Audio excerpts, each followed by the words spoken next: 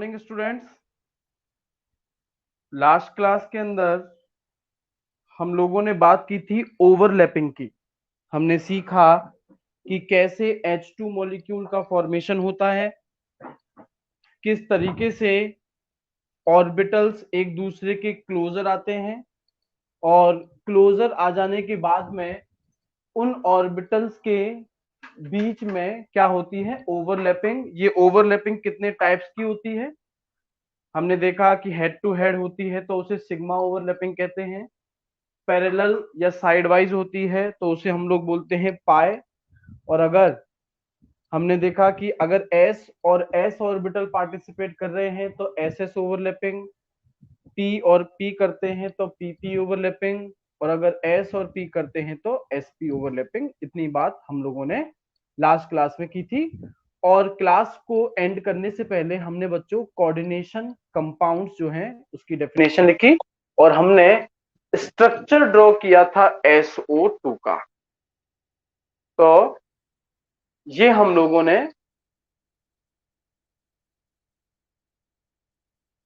दीक्षिता क्या कह रहे हो सर, डी या एफ करे तो? डी या एफ क्या समझा नहीं मैं। नहीं ओवरलैपिंग नहीं, डी और एफ ओवरलैपिंग नहीं कर सकते क्योंकि इनके बीच में एनर्जी का बहुत ज्यादा अंतर आता है। ओवरलैपिंग लगभग सिर्फ वही ऑर्बिटल्स कर सकते हैं जो कि आपके एक तो एनर्जी डिफरेंस कम हो, दूसरा कोवलेंट बॉन्ड हो। डी और एफ में तो सारे मेटल्स हैं जो कि कोवलेंट बॉन्ड ना बना करके मेटालिक बॉन्ड, आयोनिक बॉन्ड बनाते हैं। हाँ जी, तो लास्ट क्लास में हमने कोऑर्डिनेशन कंपाउंड जो है उसकी डेफिनेशन लिख दी और उसका स्ट्रक्चर भी हमने ड्रॉ कर दिया था। आज हम लोग सबसे पहले कोऑर्डिनेशन कंपाउंड्स की कुछ प्रॉपर्टीज को फटाफट से लिखेंगे और फिर हम लोग बॉन्ड पैरामीटर्स को स्टार्ट करेंगे। Properties of coordination compounds. Properties of coordination compounds.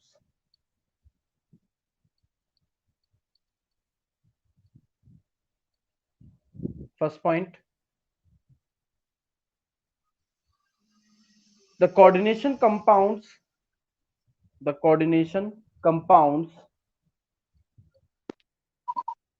may exist as solid, may exist as solid comma liquid and gaseous state, solid comma liquid and gaseous state। तो ये इनमें से किसी भी स्टेट में पाए जा सकते हैं।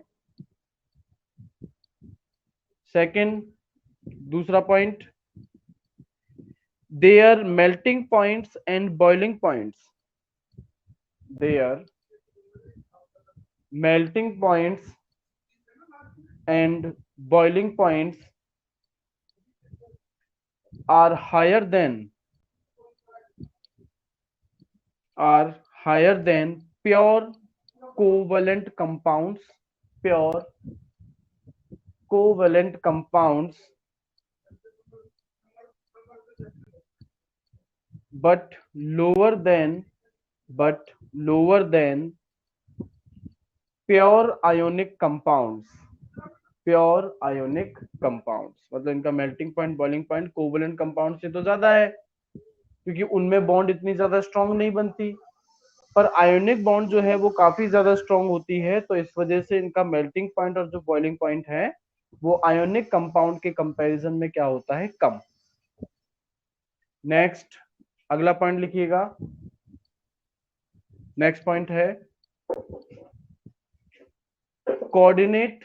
coordinate compounds are more stable, coordinate compounds are more stable than covalent compounds, than covalent compounds।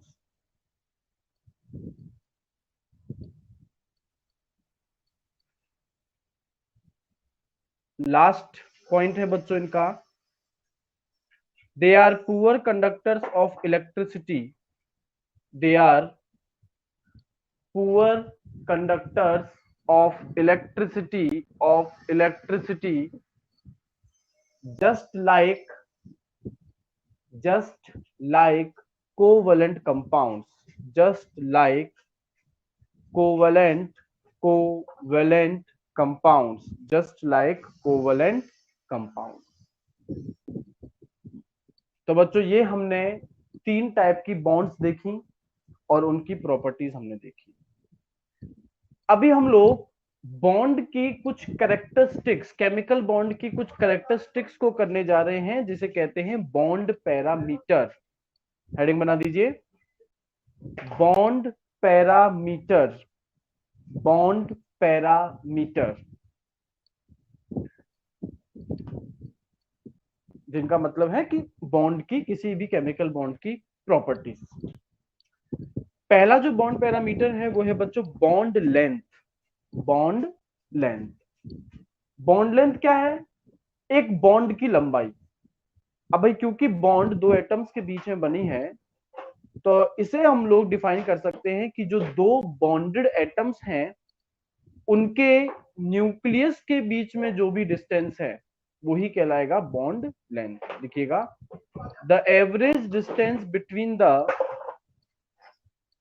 average distance between the average distance between the nuclei nuclei of two two nuclei of two bonded atoms, nuclei of two bonded atoms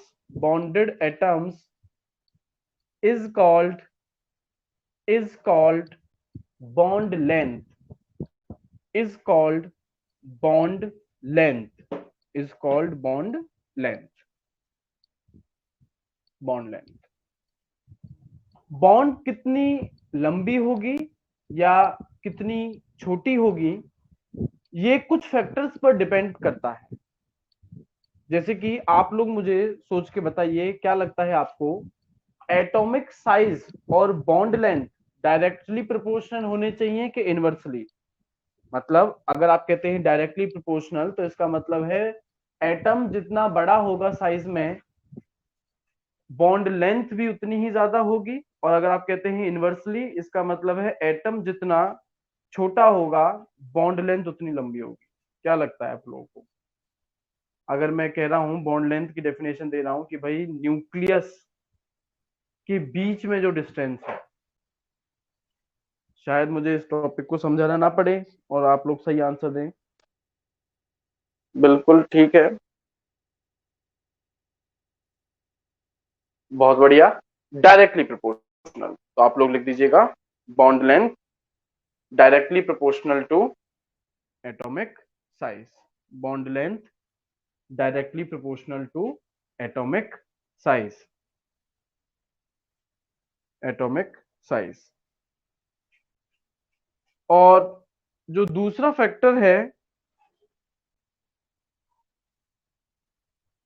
वो है number of bonds, number of bonds.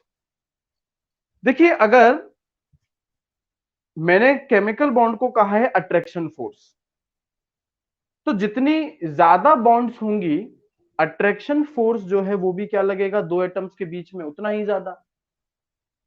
क्या लगता है फिर, अगर attraction force दोनों atoms के बीच में ज्यादा होगा तो उनकी बॉन्ड लॉन्गर होगी कि स्मॉलर होगी? बताओ। अगर अट्रैक्शन फोर्स दो एटम्स के बीच में ज्यादा है तो बॉन्ड लेंथ बिल्कुल स्मॉलर होगी। इसका मतलब ये हो गया कि जो नंबर ऑफ बॉन्ड्स हैं वो इनवर्सली प्रोपोर्शनल हो जाती हैं बॉन्ड लेंथ के। लिख दीजिएगा, number of bonds inversely proportional, inversely proportional to bond length, inversely proportional to bond length. तो N2 जिसमें दोनों नाइट्रोजन के एटम ट्रिपल बॉन्ड से जुड़ते हैं, O2 जिसमें दोनों ऑक्सीजन के एटम्स डबल बॉन्ड से जुड़ते हैं, और H2 जिसमें सिंगल बॉन्ड से दोनों एटम जुड़ते हैं, तो यहां पर ट्रिपल बॉन्ड सबसे छोटी होगी, डबल बॉन्ड उससे बड़ी, और सिंगल बॉन्ड सबसे बड़ी, ये ऑर्डर बना देना। सबसे छोटी होती है ट्रिपल बॉन्ड, उससे बड़ी डबल बॉन्ड, और सबसे बड़ी होती है सिंगल बॉन्ड।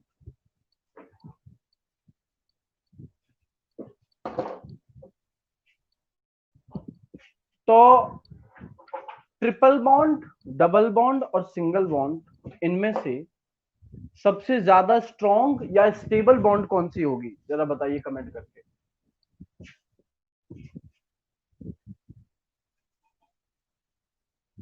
ट्रिपल, डबल और सिंगल, इनमें से सबसे ज्यादा स्ट्रॉन्ग या सबसे ज्यादा स्टेबल बॉन्ड कौन सी होगी?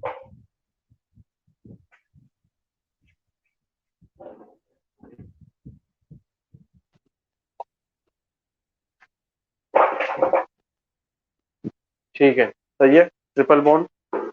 सीधी सी बात है, जितनी ज्यादा बॉन्ड होंगी आपको उन्हें तोड़ने के लिए एनर्जी भी उतनी ही ज्यादा देनी पड़ेगी। इस वजह से N2 जो है वो लगभग इनर्ट होती है, मतलब वो किसी के साथ रिएक्ट नहीं करती, क्योंकि उसमें दोनों नाइट्रोजन के एटम आपस में इतने ज्यादा स्ट्रॉन्ग फोर्स से जुड़े हुए हैं कि वो दोनों फ्री ही नहीं हो पाते। इस वजह से N2 जो है डाइनाइट्रोजन, वो एक इनर्ट गैस है। हाँ जी, तो ये हमारा पहला बॉन्ड पैरामीटर था। दूसरा जो बॉन्ड पैरामीटर है वो है बॉन्ड एंगल। दूसरा जो बॉन्ड पैरामीटर है वो है बॉन्ड एंगल। बॉन्ड एंगल, दो बॉन्ड्स के बीच में जो एंगल बनता है उसे हम लोग कह देते हैं बॉन्ड एंगल। बॉन्ड एंगल देखिएगा, डेफिनेशन लिखिए। The angle between two adjacent bonds, the angle between two adjacent bonds is called bond angle। एकदम दो अगल बगल वाली बॉन्ड के बीच में जो भी एंगल बनता है उसे हम लोग कहते हैं बॉन्ड एंगल। बॉन्ड एंगल, देखो बच्चों, जो बॉन्ड्स हैं वो इलेक्ट्रॉन्स की बनी है, और इलेक्ट्रॉन्स जो हैं उन पर चार्ज होता है सेम। इसका मतलब अगर कोई दो बॉन्ड नजदीक रखी जाएंगी तो उनके बीच में रिपल्जन जो है वो ज्यादा लगेगा, या मैं कहूं अगर रिपल्जन ज्यादा लगेगा तो ये बॉन्ड एक दूसरे से दूर चली जाएंगी, और जब कोई दो बॉन्ड एक दूसरे से दूर जाएंगी तो उनके बीच में एंगल जो है वो इंक्रीज करता जाएगा, वो बढ़ता जाएगा। तो मैंने यहां पर आप देखेंगे मैंने दो एग्जांपल डाले हैं, एक H2O और एक H2S। दोनों का स्ट्रक्चर बिल्कुल देखने में बिल्कुल एक जैसा दिखाई दे रहा है। ऑक्सीजन और सल्फर दोनों ही आपके एक ही ग्रुप के एटम्स हैं, दोनों में वैलेंस इलेक्ट्रॉन्स का नंबर सेम है। आप यहां देख रहे हैं दोनों जो है वो दो बॉन्ड बना रहे हैं, सिंगल सिंगल बॉन्ड बना रहे हैं हाइड्रोजन के साथ। आपको पहले अपना जवाब देना है कि आपको क्या लगता है इन दोनों में से H2O और H2S में से किसके केस में बॉन्ड एंगल ज्यादा होगा?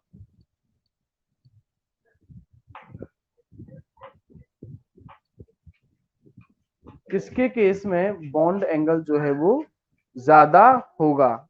ज्यादा होगा, आपको ये बताना है सोच करके।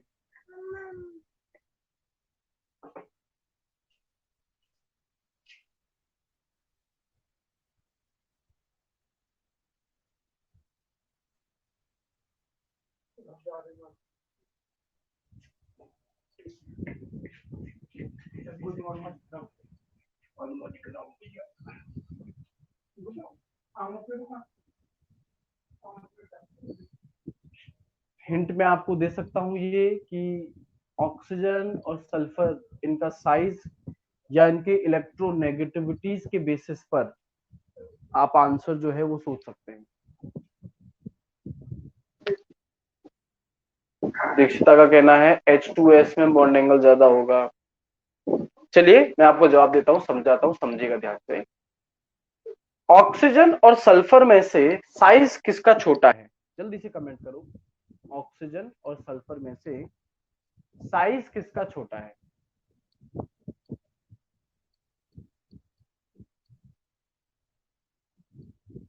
जल्दी बेटा, कमेंट करने में इतना टाइम नहीं लगता। ऑक्सीजन के लिए ओ लिख दो। ठीक है, ऑक्सीजन का छोटा है। ऑक्सीजन का अगर साइज छोटा है, इसका मतलब यह है कि बॉन्ड लेंथ जो है वो ऑक्सीजन के केस में छोटी होगी। बॉन्ड की जो लंबाई है वो ऑक्सीजन के केस में छोटी होगी। छोटी बॉन्ड का मतलब है इलेक्ट्रॉन्स ज्यादा पास में हैं। तो जैसा भी मैंने आपको समझाया था कि भाई अगर इलेक्ट्रॉन्स पास में हैं तो ये बॉन्ड्स जो हैं, जो इलेक्ट्रॉन्स की ही बनी है, इनके बीच में क्या लगने लगेगा? रिपल्जन लगने लगेगा। रिपल्जन अगर ज्यादा लगेगा तो सीधी सी बात है, ये बॉन्ड्स एक दूसरे से दूर जाना चाहेंगी। तो H2O के केस में दोनों बॉन्ड्स एक दूसरे से ज्यादा दूर होंगी। इस वजह से बॉन्ड एंगल H2O का होगा ज्यादा और H2S का बॉन्ड एंगल होगा छोटा।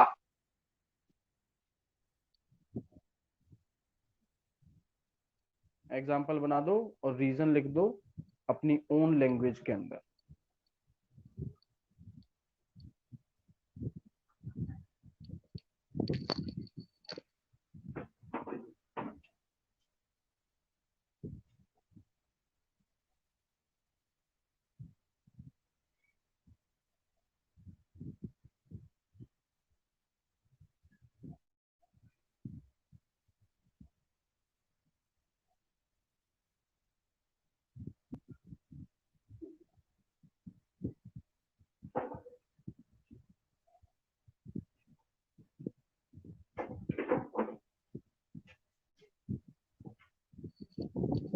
तो आप इलेक्ट्रोनेगेटिविटी या एटॉमिक साइज की बेसिस पर अपने आंसर को दे सकते हैं।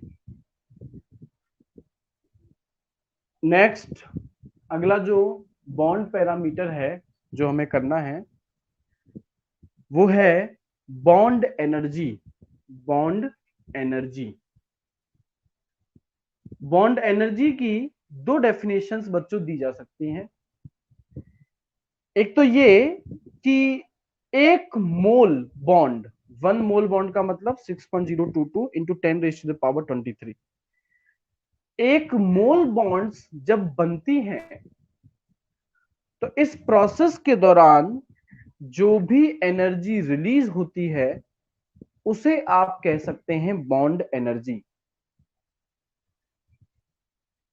या बच्चों, किसी एक मोल बॉन्ड को तोड़ने के लिए जो एनर्जी देनी पड़े। दोनों डेफिनेशन हमें लिखनी है, लिखिएगा। The amount of energy released, the amount of energy released during formation of 1 mole of bond, during formation of 1 mole of bond, 1 mole of bond is called bond energy, is called bond energy। या दूसरे शब्दों में हम लोग इसे लिखेंगे in other words, in other words the amount of energy required, in other words the amount of energy required to break, to break 1 mole, 1 mole of bond, 1 mole of bond is called bond energy। तो आपने bond length वाला parameter आपने समझा, लिखा, तो मुझे जरा इस क्वेश्चन का जवाब दो। एच आई और H B R, H I और एच बी आर, इनमें से किस केस में आपको एनर्जी ज्यादा ज्यादा देनी पड़ेगी बॉन्ड को तोड़ने के लिए, मतलब बॉन्ड एनर्जी पूछ रहा हूं किसकी ज्यादा है किसकी कम। HBr और HI में से किस केस में आपको ज्यादा एनर्जी देनी पड़ेगी बॉन्ड को तोड़ने के लिए?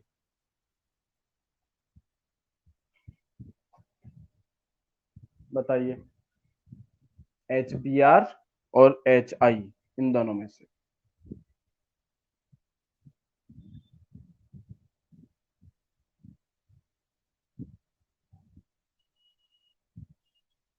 किस केस में बॉन्ड को तोड़ने के लिए एनर्जी ज्यादा देनी पड़ेगी?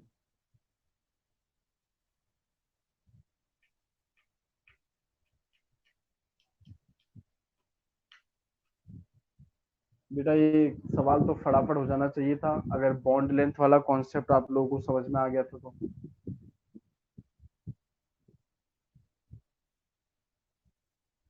अरे भाई सीधी सी बात है, अगर आपकी जो बॉन्ड है वो लॉन्गर है, लंबी है, तो इसका मतलब ये हुआ उसे तोड़ना ज्यादा आसान है। तो HI के केस में आयोडीन का साइज बड़ा है तो उसे तो तोड़ना आसान है। Br का साइज छोटा है, तो जैसा वीरेंद्र ने जवाब दिया है HBr, ये आपका करेक्ट आंसर होगा।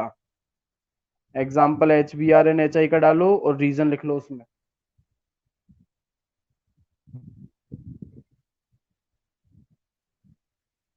HBr और HI का एग्जाम्पल डालो और उसमें रीजन लिख लो कि क्यों HBr की बॉन्ड एंथैल्पी ज्यादा होगी।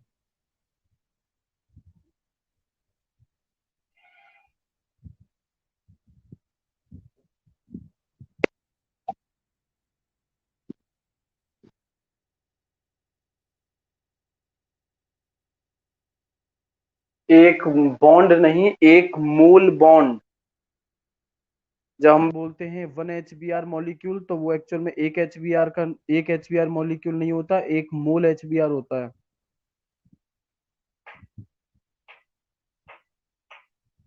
एक HBr में एक बॉन्ड है और एक मोल HBr में एक मोल बॉन्ड है। हाँ जी। तो N2 और O2, इन दोनों में से किसके केस में आपको ज्यादा एनर्जी देनी पड़ेगी बॉन्ड को तोड़ने के लिए? N2 और O2 में से किसके केस में आपको ज्यादा एनर्जी देनी पड़ेगी, मतलब किसकी बॉन्ड एंथैल्पी ज्यादा होगी? N2 और O2 में से।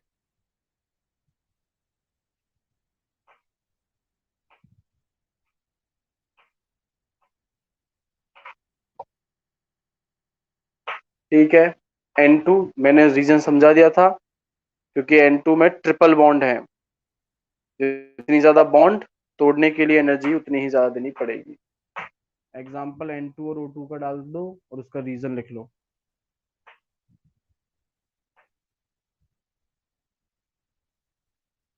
O2 और N2 का एग्जाम्पल डाल दो और उसका रीजन लिख लीजिए।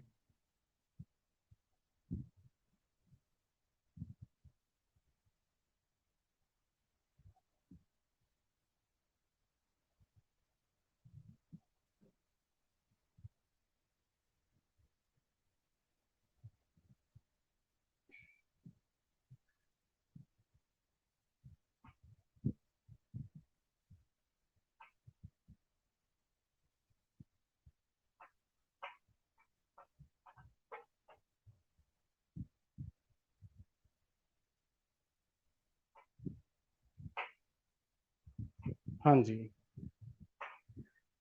नेक्स्ट जो टॉपिक है, बॉन्ड पैरामीटर्स अपने हो गए बच्चों। नेक्स्ट टॉपिक है डायपोल मोमेंट। पर डायपोल मोमेंट को समझाने से पहले मुझे आप लोग इतना बताइए कि क्या वेक्टर आप पढ़ चुके हैं? फिजिक्स में आपका वेक्टर हो गया क्या? फिजिक्स में वेक्टर वाला चैप्टर जो है, टॉपिक जो है, वो हुआ है या नहीं हुआ है?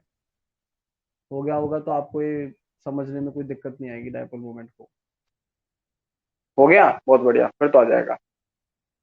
तो हेडिंग बना दो बच्चों, डायपोल मोमेंट, जिसको म्यू, जो साइन मैंने लिखा है फॉर्मूला में, म्यू, म्यू से रिप्रेजेंट करते हैं डायपोल मोमेंट। डायपोल मोमेंट क्या है? चार्ज और डिस्प्लेसमेंट का प्रोडक्ट है। लिखिएगा, the product of charge and displacement is called dipole moment. The product of charge and displacement is called dipole moment.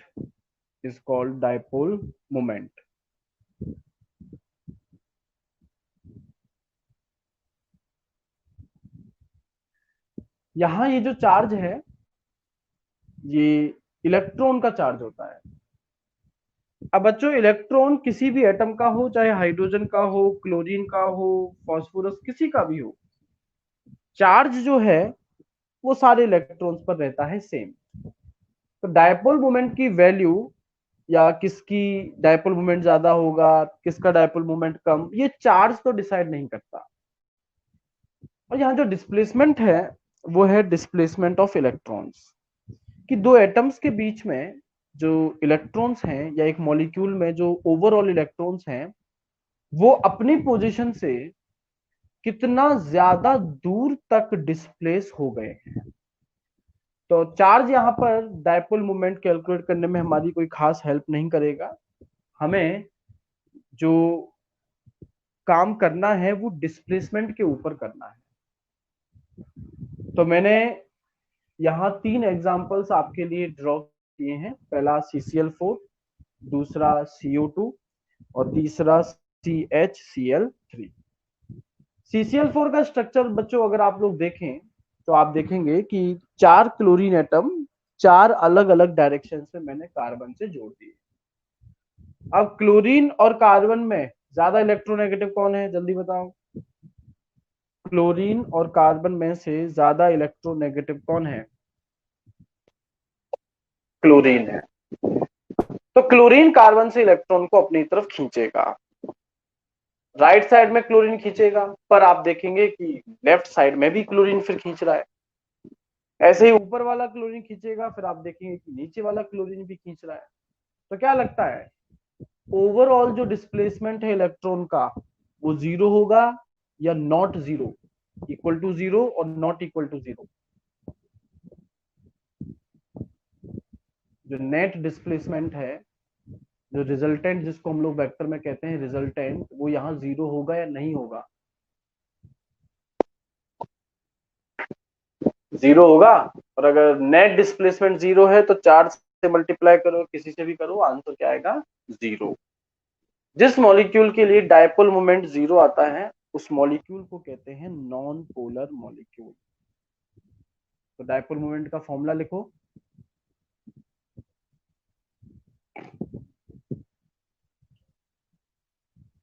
और वो 2 पॉइंट, जो mu equal to zero then molecule is non polar, और दूसरा है if mu is not equal to zero then molecule is polar.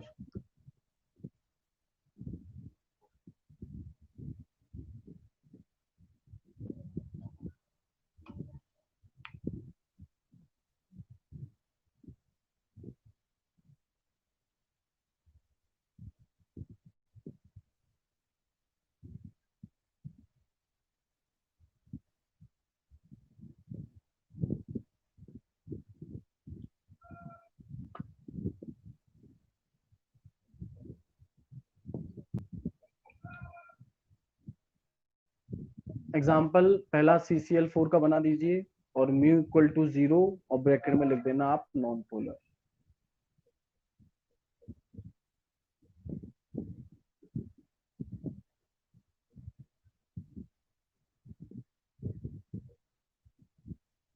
CCl4 का example बना दीजिए, mu equal to zero. Polar molecule का मतलब है जिसमें दो पोल्स हों, एक तरफ पॉजिटिव और एक तरफ नेगेटिव। और जो नॉन पोलर है उसमें सारे पोल्स बराबर हो जाते हैं क्योंकि नेट डिस्प्लेसमेंट ही नहीं हो पाता। भाई कहीं से कहीं कोई तरफ इलेक्ट्रॉन जाएगा ना, तो जहां से जाएगा वहां पॉजिटिव चार्ज मान लो, जिसकी तरफ जा रहा है वहां नेगेटिव मान लो। यहाँ तो नॉन पोलर में तो कहीं जा ही नहीं रहा।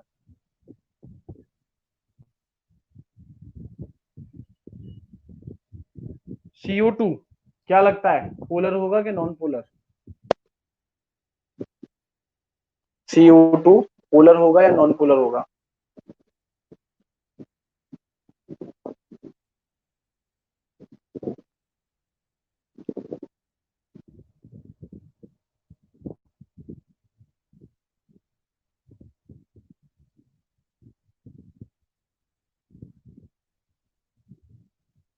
स्ट्रक्चर मैंने बना रखा है बच्चों बोर्ड पर।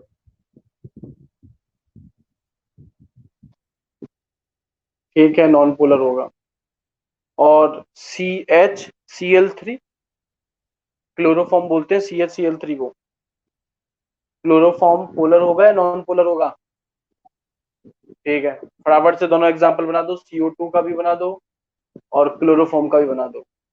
और CO2 के नीचे म्यू इक्वल टू 0 ब्रैकेट में नॉन पोलर, और CH Cl3 के नीचे mu is not equal to 0 और ब्रैकेट में पोलर।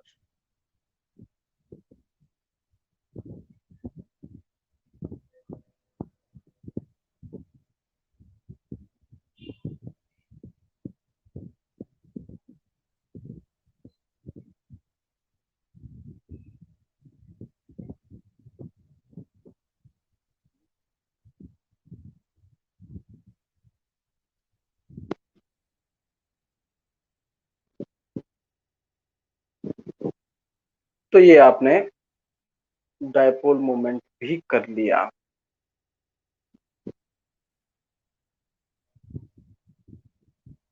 इस चैप्टर में 3 थ्योरीज हैं जो कि किसी भी मॉलिक्यूल के स्ट्रक्चर, उसके डिजाइन, शेप और कॉन्फ़िगरेशन को समझाती हैं कि आखिर कोई किस, जैसे मैंने यहाँ CO2 को बनाया तो ऑक्सीजन, एक ऑक्सीजन को राइट में एक ऑक्सीजन को लेफ्ट में, पर जब मैंने H2O बनाया तो उसमें दोनों हाइड्रोजन्स को मैंने नीचे रखा।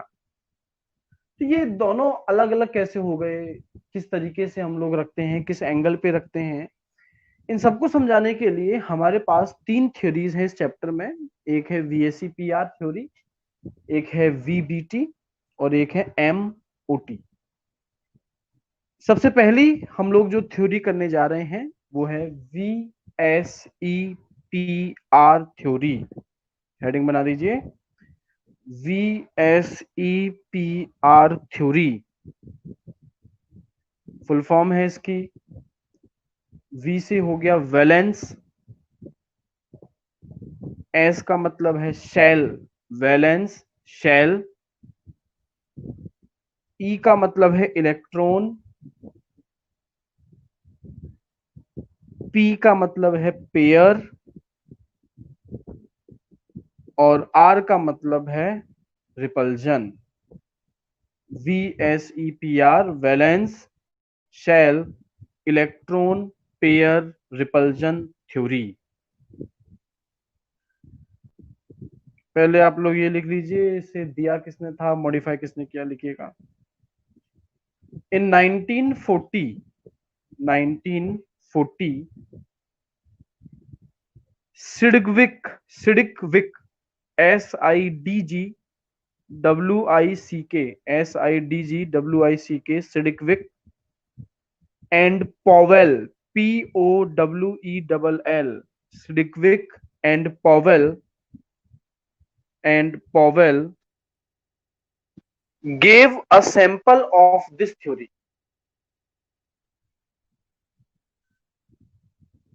Gave a sample of this theory. Full stop. This theory was further developed. This theory was further developed and refined. Further developed and refined by Nyholm, NYHOLM, Nyholm and Gillespie, GILLESPIE, Gillespie in 1957. In 1957.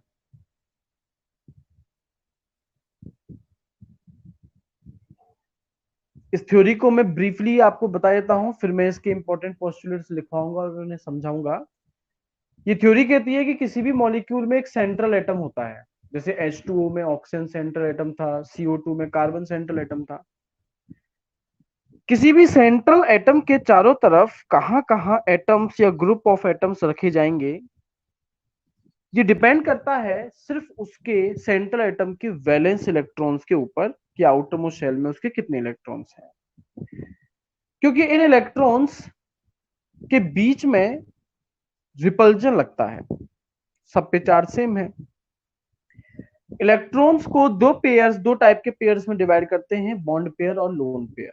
Bond pair तो वो हो गया electron का pair जो कि bond formation में participate करता है, और लोन पेयर वो इलेक्ट्रॉन का पेयर हो गया जो बॉन्ड फॉर्मेशन में पार्टिसिपेट नहीं करता।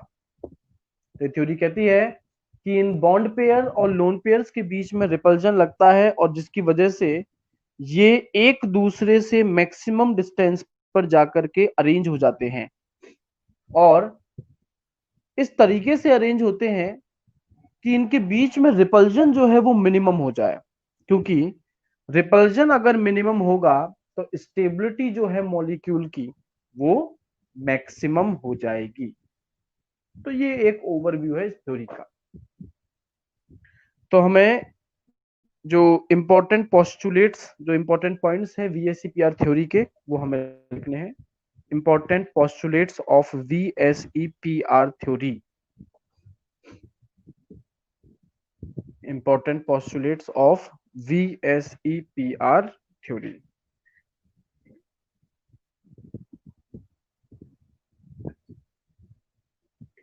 हाँ जी,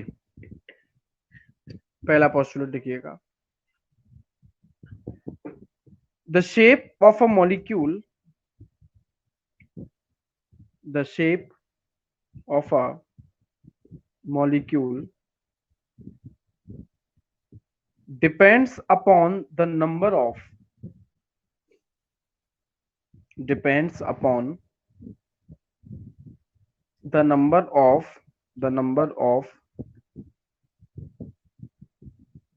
electronic pairs, the number of electronic pairs present in the outermost shell,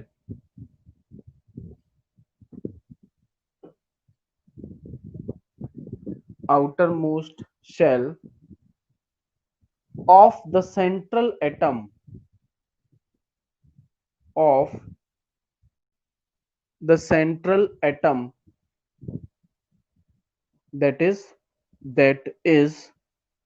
bond pair, that is bond pair, bracket में लिख देना pair of electrons, bond pair के ब्रैकेट में लिखो pair of electrons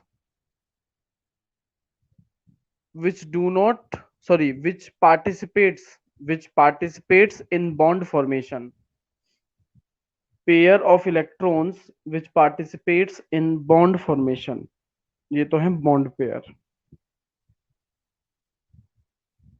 bracket close,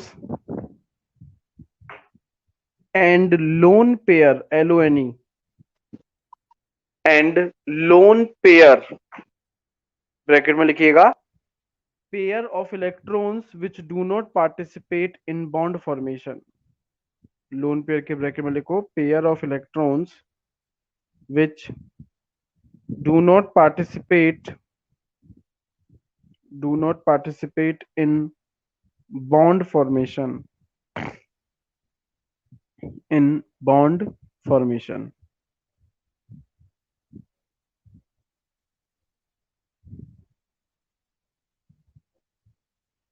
Next point,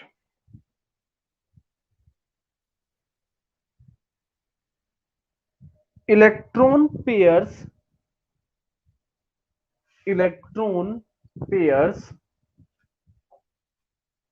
present in the valence shell, valence shell बोलते हैं outer most shell को, present in valence shell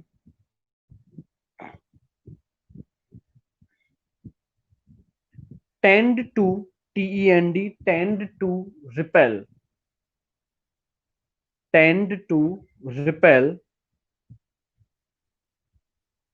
one another, tend to repel one another because their electron clouds because their electron clouds are negatively charged. Electron clouds are negatively charged.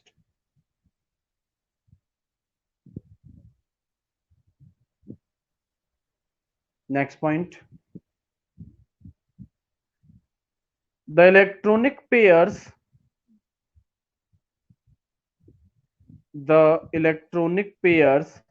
tend to occupy tend to occupy tend to occupy in space in space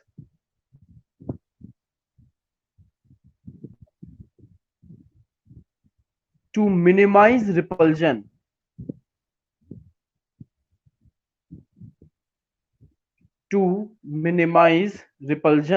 comma.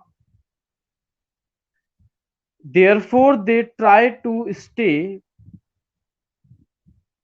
therefore they try to stay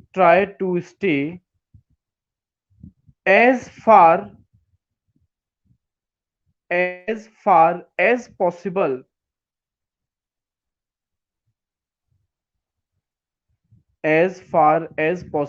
to acquire a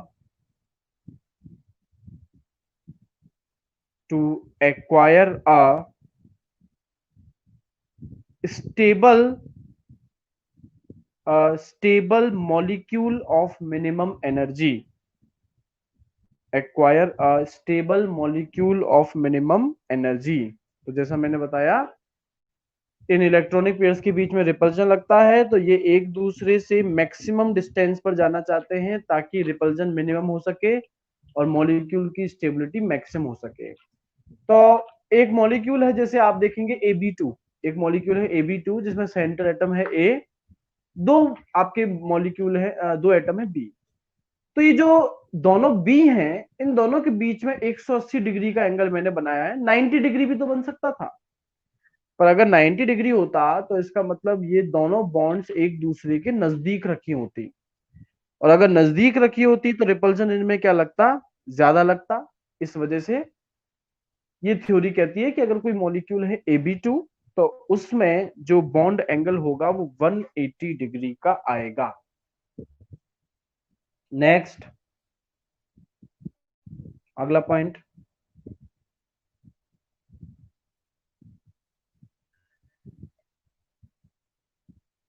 the electronic pairs in multiple bonds the electronic pairs in multiple bonds are treated as single unit are treated as single unit that is single bond pair, that is single bond pair. तो ये theory multiple bonds मतलब triple bond हो या double bond हो, उन्हें एक single unit की तरह ही मानती है, मतलब एक नॉर्मल एक सिंगल बॉन्ड पेयर ही मानती है।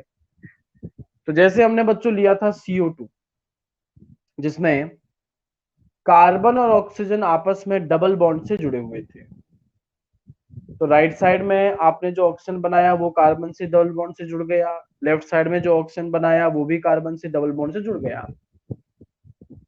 इन दोनों के बीच में 180 डिग्री का एंगल इसलिए आया क्योंकि मान लिया गया, BSCPR ने मान लिया कि ये डबल बॉन्ड जो है वो एक सिंगल बॉन्ड ही है। तो ऐसे करके CO2 में इस हिसाब से दो सिंगल बॉन्ड हो गई। तो जैसा अभी मैंने आपको स्ट्रक्चर समझाया Ab2 का, वैसा ही फॉर्मूला आ रहा है। Ab2 मतलब A की जगह तो तुम्हारा कार्बन हो गया और B की जगह तुम्हारा ऑक्सीजन हो गया, और डबल बॉन्ड को तो सिंगल बॉन्ड पेयर मान ही चुकी है ये थ्योरी। तो इस हिसाब से जब ये दो बॉन्ड पेयर्स हैं तो इनके बीच में एंगल कितना लगना चाहिए, 180 डिग्री का लगना चाहिए और एकदम स्ट्रेट लाइन, एकदम लीनियर स्ट्रक्चर जो है वो आपको दिखाई देगा। नेक्स्ट, अगला point,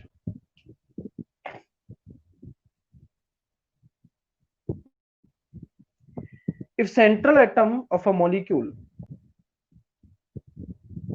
if central atom of a molecule is bonded by same atoms,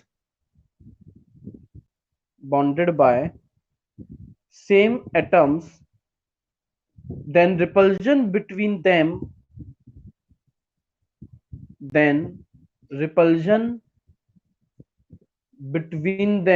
will be same,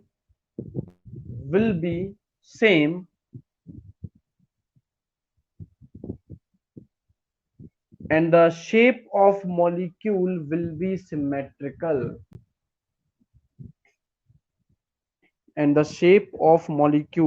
be symmetrical, अगर सेंट्रल एटम से जुड़ने वाले सभी एटम्स बिल्कुल एक जैसे हैं तो उन सब के बीच में रिपल्जन जो होगा वो भी सेम लगेगा, किसी के बीच में ऐसा नहीं ज्यादा लगेगा, किसी में कम, सबके बीच में बराबर लगेगा।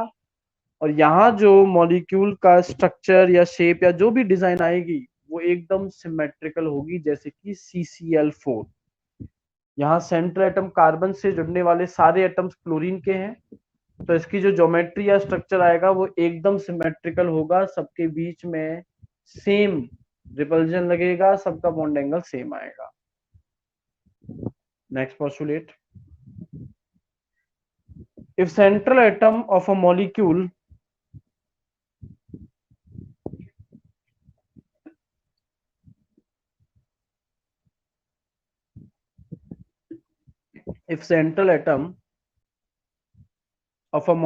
is bonded by different atoms,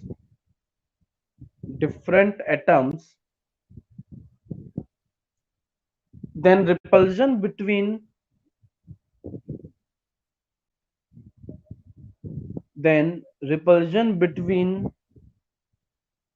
all the atoms is not same,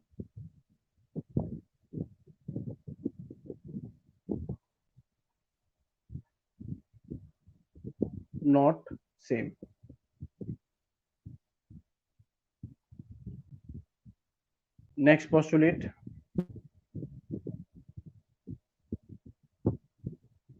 if there is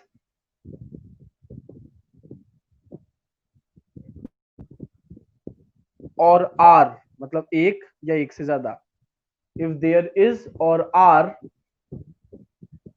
lone pair of electrons,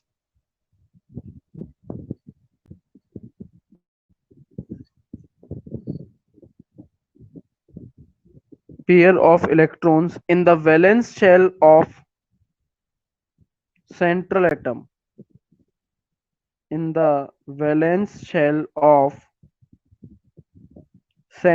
atom, then repulsion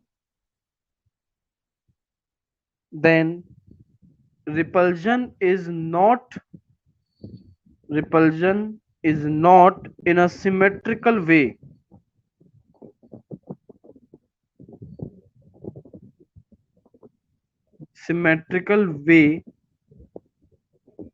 and therefore the shape of such molecule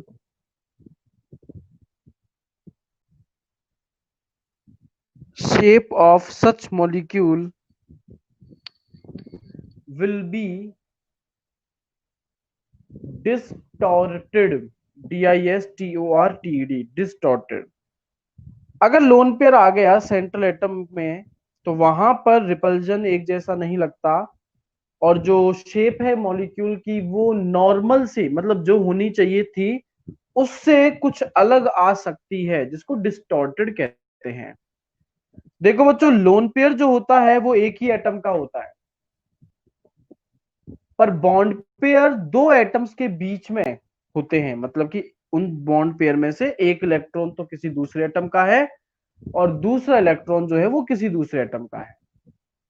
तो बॉन्ड पेयर की वजह से जो रिपल्शन होता है वो दो atoms के बीच में बढ़ जाता है, क्योंकि यहाँ जो बॉन्ड पेयर्स हैं इलेक्ट्रॉन के, वो दोनों के इक्वल इक्वल इलेक्ट्रॉन्स हैं। पर जैसा मैंने बोला कि लोन पेयर में जो दो इलेक्ट्रॉन है वो एक ही एटम के होंगे। तो आपको क्या लगता है किसकी वजह से रिपल्शन ज्यादा होना चाहिए, लोन पेयर की वजह से या बॉन्ड पेयर की वजह से? मैंने जैसा बताया कि लोन पेयर तो एक ही एटम का है, बॉन्ड पेयर दो एटम्स के बीच में है।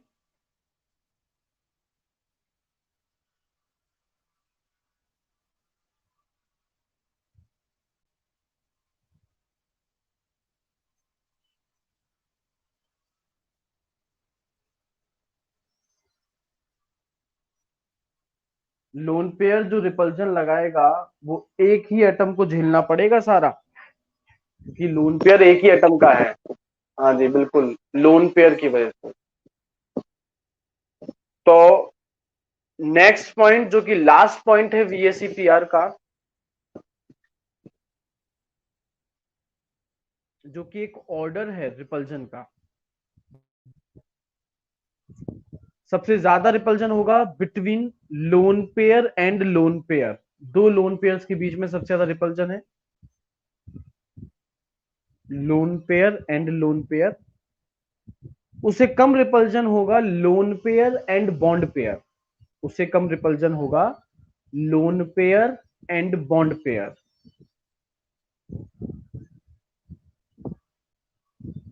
और सबसे कम रिपल्जन होगा bond pair and bond pair. दो बॉन्ड पेयर्स के बीच में सबसे कम रिपल्जन, क्योंकि यहां रिपल्जन बटेगा दो एटम्स के बीच में। पर दो लोन पेयर्स के बीच में सबसे ज्यादा रिपल्जन होगा, क्योंकि यहां पर रिपल्जन बटेगा नहीं, क्योंकि ये लोन पेयर एक ही एटम के हैं। तो उसी को सारा का सारा रिपल्जन झेलना पड़ जाएगा।